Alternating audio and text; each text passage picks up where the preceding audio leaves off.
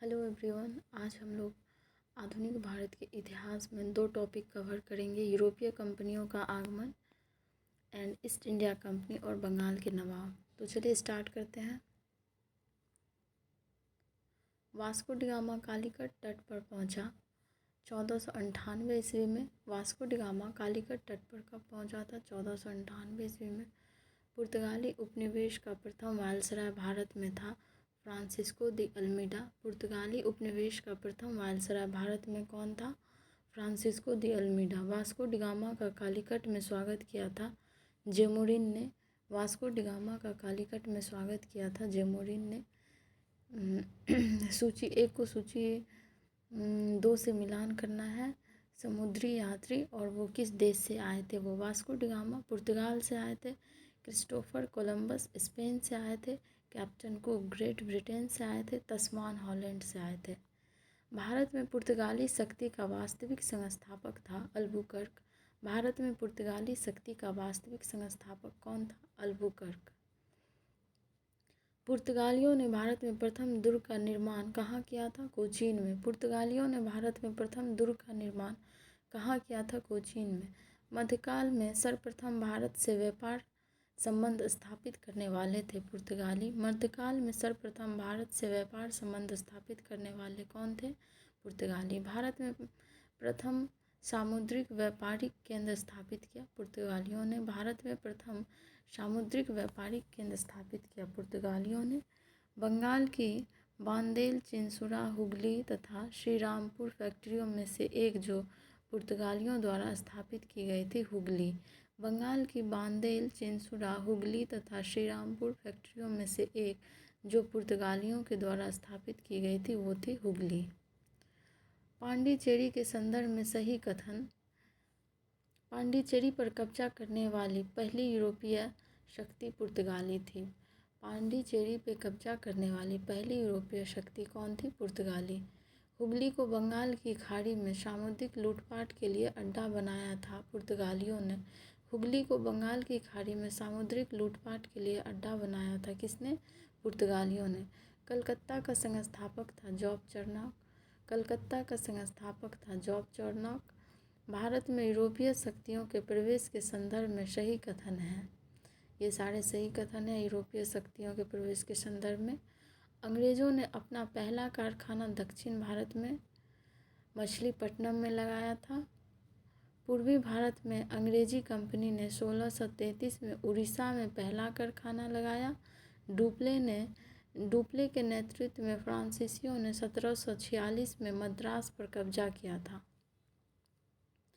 अंग्रेज़ों ने अपना पहला कारखाना दक्षिण भारत में मछलीपट्टनम में लगाया। सही है। पूर्वी भारत में अंग्रेज कंपनी ने 1633 में उड़ीसा में पहला कारखाना लगाया।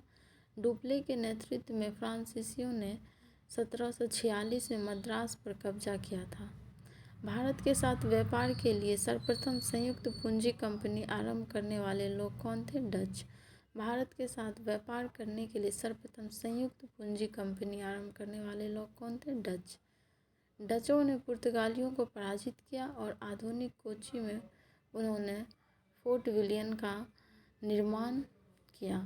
डचों ने जो पुर्तगालियों को पराजित किया था और आधुनिक कोची में उन्होंने फोर्ट विलियम्स का निर्माण किया था। भारत में ईस्ट इंडिया कंपनी की सफलता का राज। भारत में ईस्ट इंडिया कंपनी की सफलता का राज क्या था? भारत में राष्ट्रीय भावना की कमी थी जिस कारण से ईस्ट इंडिया कंपनी यहाँ पे अपनी कंपनी स्थापित करने में भारत में ईस्ट इंडिया कंपनी की सफलता का जो राज है वह था कि भारत में राष्ट्रीय भावना की कमी थी। कंपनी की सेना को पश्चिमी प्रशिक्षण मिला था तथा उसके पास आधुनिक हथियार थे। भारतीय सैनिक में राष्ट्रीय भावना का अभाव था जिसके फलस्वरूप कोई जो उन्हें अच्छा वेतन दे अपनी सेवा में लगा सकता था। तो भारत में ईस्ट इंडिया कंपनी की सफलता का जो राज था वो ये सब थे। ब्रिटिश कंपनियों में से भारत में व्यापार करने का पहला अधिकार पत्र किन्हें मिला था? लीवेंट कंपनी को। ब्रिटिश कंपनियों में भारत में व्यापार करने का पहला अधिकार पत्र किनको मिला था? लीवेंट कंपनी को। लंदन में ब्रिटिश ईस्ट इंडिया कंपनी के गठन के समय भारत का बादशाह कौन था? अकबर। लंदन में ब्रिटिश ईस्ट इंडिया कंपनी के गठन के समय भारत का बादशाह कौन था? अकबर। वह मुगल सम्राट जिसके शासनकाल में ईस्ट इंडिया कंपनी ने भारत में सर्वप्रथम कारखाना स्थापित किया। जहांगीर। वह मुगल सम्राट जिसके शासनकाल में ईस्ट इंडिया कंपनी ने भारत में सर्वप्रथम कारखाना स्थापित किया। जहांगीर।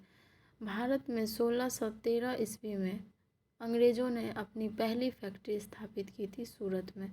भारत में 1613 ईस्वी में अंग्रेज़ों ने अपनी पहली फैक्ट्री स्थापित की थी सूरत में। वह अंग्रेज़ अधिकारी जिसने पुर्तगालियों को स्वाली के स्थान पर हराया था? Thomas belt. वह अंग्रेज़ अधिकारी जिसने पुर्तगालियों को स्वाली के स्थान पर हराया था? Thomas belt. यूरोपीय व्यापारी कंपनियों में से सूरत में सर्वप्रथम अपना कारखाना स्थापित किया अंग्रेज़ों ने। यूरोपीय व्यापारी कंपनियों में से सूरत में सर्वप्रथम अपना कारखाना स्थापित किया अंग्रेज़ों ने। ब्रिटिश ईस्ट इंडिया कंपनी ने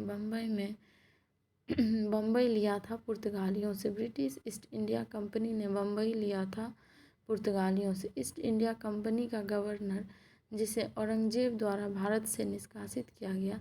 sir John child. East India company का गवर्नर जिसे औरंगजेब द्वारा भारत से निष्कासित किया गया था? सर जॉन चाइल्ड था।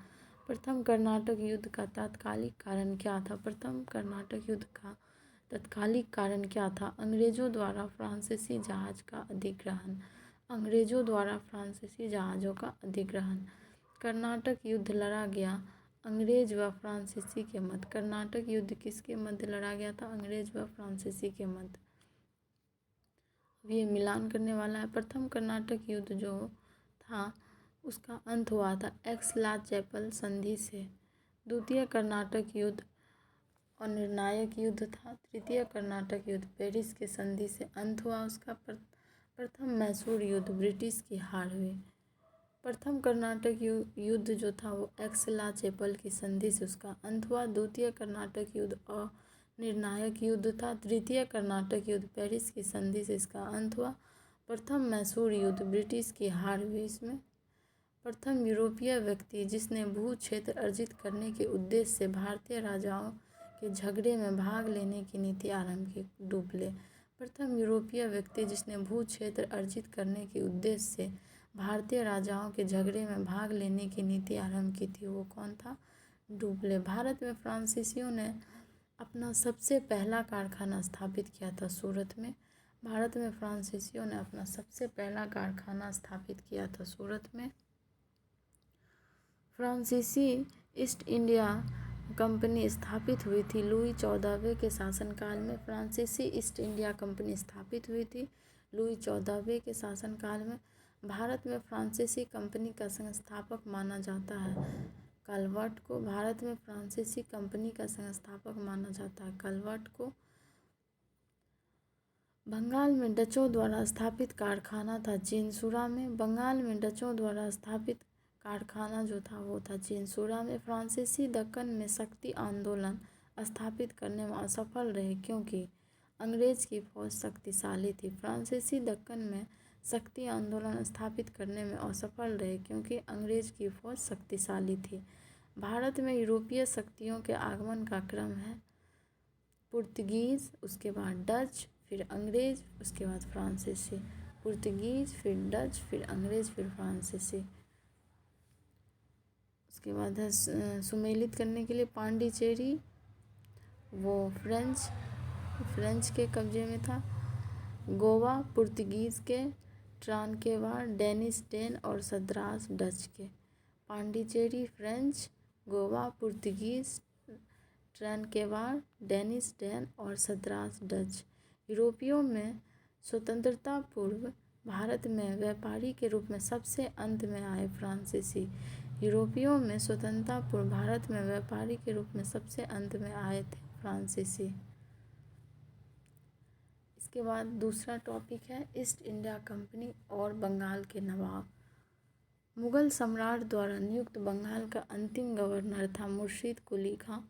मुगल सम्राट द्वारा नियुक्त बंगाल का अंतिम गवर्नर था मुर्शीद कुली खां। वह युद्ध जिसने भारत में ब्रिटिश प्रभुत्व को प्रारंभ किया, प्लासी का युद्ध। वह युद्ध जिसने भारत में ब्रिटिश प्रभुत्व को प्रारंभ किया, प्लासी का युद्ध। सिराजुद्दौला लॉर्ड क्लाइव द्वारा परास्त हुआ था प्लासी के युद्ध में। सिराजुद्दौला लॉर्ड क्लाइव द्वारा परास्त हुआ था प्लासी के युद्ध में। भारतवर्ष में ब्रिटिश साम्राज्य का संस्थापक था लॉर्ड रॉबर्ट क्लाइव। भारतवर्ष में ब्रिटिश साम्राज्य का संस्थापक था Lord Robert Clive. Albuquerque, Robert Clive, फ्रांसीसी डुप्ले तथा लॉर्ड कॉर्नवालिस में से जिसे स्वर्ग से उत्पन्न सेनानायक कहा गया है वो कौन थे? Robert Clive. जिसे स्वर्ग से उत्पन्न सेनानायक कहा गया है वो रॉबर्ट क्लाइव है। प्लासी का युद्ध मैदान अवस्थित है पश्चिम बंगाल में। प्लासी का युद्ध लड़ा गया था 1757 ईस्वी में।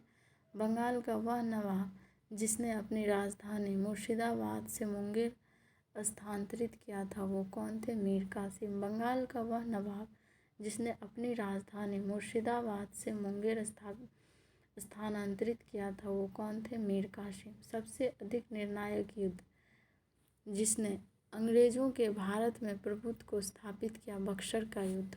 सबसे अधिक निर्णायक युद्ध जिसने अंग्रेज़ों के भारत में प्रभुत्व को स्थापित किया, बक्सर का युद्ध। बक्सर के युद्ध के समय दिल्ली का शासक था शाह आलम द्वितीय। बक्सर के युद्ध के समय दिल्ली का शासक कौन था? शाह आलम द्वितीय।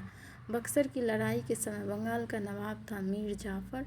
बक्सर की लड़ाई के समय बंगाल का नवाब था मीर जाफ़र। इंग्लैंड की ईस्ट इंडिया कंपनी की भारत में प्रथम निर्णायक सैन्य सफलता मानी जाती है, बक्सर का युद्ध। इंग्लैंड की ईस्ट इंडिया कंपनी की भारत में प्रथम निर्णायक सैन्य सफलता मानी जाती है, बक्सर का युद्ध। ईस्ट इंडिया कंपनी को दीवानी प्रदान की थी शाह आलम द्वितीय ने। ईस्ट इंडिया कंपनी को दीवानी प्रदान की थी शाह आलम द्वितीय ने। 1765 में ईस्ट इंडिया कंपनी को बंगाल की दीवानी प्रदान की मुगल सम्राट ने। 1765 में ईस्ट इंडिया कंपनी को बंगाल की दीवानी प्रदान की मुगल सम्राट ने। वह गवर्नर जिसके कार्यकाल में ईस्ट इंडिया कंपनी को शहंशाह शाह आलम द्वारा बंगाल, बिहार तथा उड़ीसा में दीवानी अधिकार दिए गए, लॉर्ड क्लाइव। वह गवर्नर जिसके कार्यकाल में ईस्ट इंडिया कंपनी को शहंशाह शाह आलम द्वारा बंगाल, बिहार तथा उड़ीसा में दीवानी अधिकार दिए गए, लॉर्ड क्लाइव। सम्राट शाह आलम द्वितीय ने ईस्ट इंडिया कंपनी को बंगाल, बिहार तथा उड़ीसा की दीवानी प्रदान की 12 अगस्त 1765 को। सम्राट शाह आलम द्वितीय ने ईस्ट इंडिया कंपनी को बंगाल, बिहार तथा उड़ीसा की दीवानी प्रदान की 12 अगस्त 1765 को। इलाहाबाद की संधि के बाद रॉबर्ट क्लाइव ने मुर्शिदाबाद का उप दीवान नियुक्त किया मोहम्मद रजा खान को। इलाहाबाद की संधि के बाद रॉबर्ट क्लाइव ने मुर्शिदाबाद का उप दीवान नियुक्त किया मोहम्मद रजा खान को। 1765 में दीवानी प्रदान किए जाने के बाद ब्रिटिश सबसे पहले जिस पर्वतीय जनजाति के संपर्क में आए वह है खासी।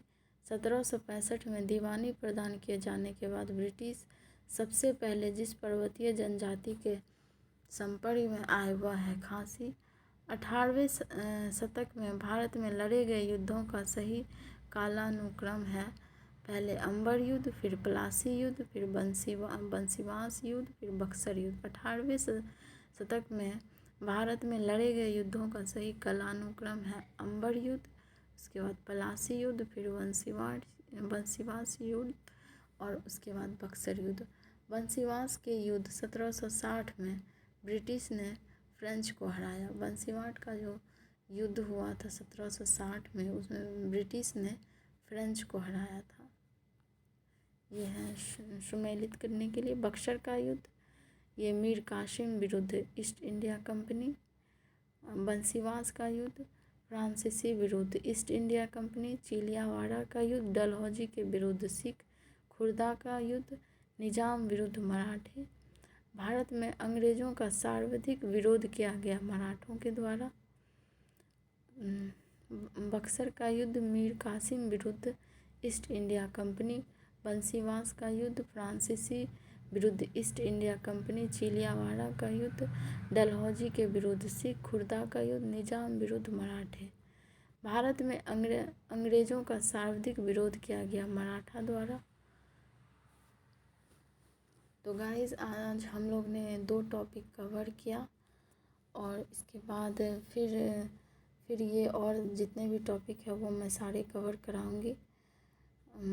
तब तक आप लोग भी इसको अच्छी तरह से रिवाइज कीजिए और मेरे चैनल को लाइक कीजिए, सब्सक्राइब कीजिए और शेयर कीजिए। Thank you.